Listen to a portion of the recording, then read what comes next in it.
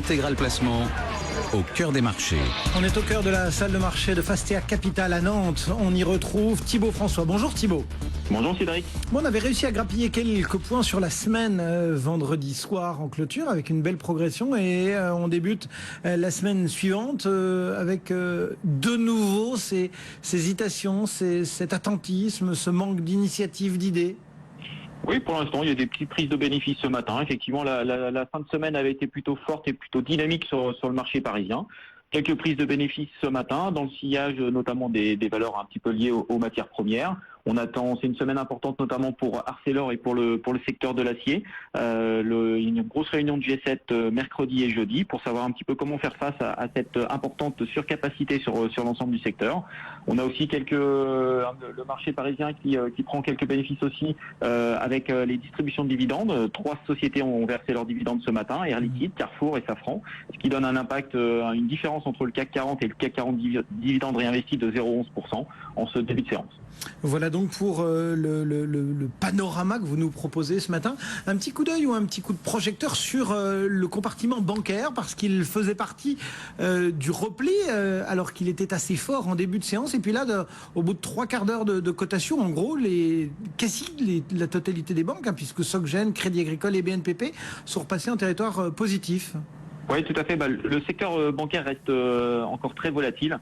Effectivement, quelques prises de bénéfices ce matin. Là, ça va mieux. Effectivement, on repasse dans le vert sur le secteur bancaire.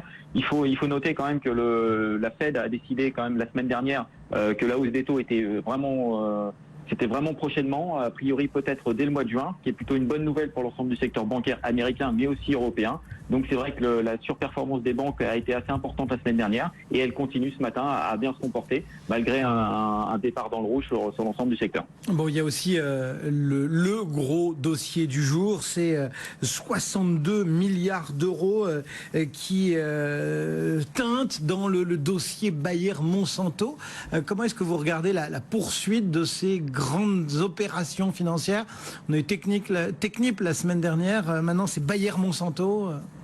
Effectivement, toujours des grosses opérations, donc ça c'est plutôt bien sur le fond. C'est-à-dire que si on cherche vraiment une tendance globale sur le marché, on s'aperçoit que ce genre d'opération se fait plutôt dans des bas de marché. Donc ça c'est plutôt intéressant. Ça veut dire aussi que la plupart des entreprises commencent à être un petit peu plus agressifs, voient l'avenir un petit peu plus rose sur l'ensemble du secteur. Donc là c'est un Européen qui vient chercher un Américain, 62 milliards de dollars pour acheter Monsanto. C'est quand même le numéro 1 mondial des semences, donc c'est une très belle opération d'un point de vue global. C'est un Européen qui rachète un Américain. C'est assez rare pour le souligner.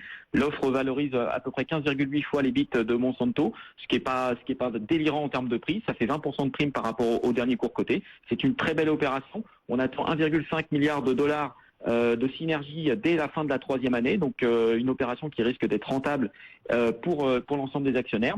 C'est décidément aussi un secteur qui est très recherché. On se rappelle que Monsanto était à l'époque plutôt prédateur. D'ailleurs, il avait fait une belle opération, en tout cas une belle proposition pour Syngenta, pour le Suisse Syngenta, qui finalement est tombé dans les mains du chinois Kem China. Donc c'est un secteur qui est très bien orienté. Monsanto, je pense, a été un petit peu fragilisé par l'opération avec Syngenta. Bayer en profite et c'est Bayer finalement qui va faire la grosse opération pour devenir un des leaders mondiaux, voire le leader mondial sur la partie pesticides et engrais partout dans le monde.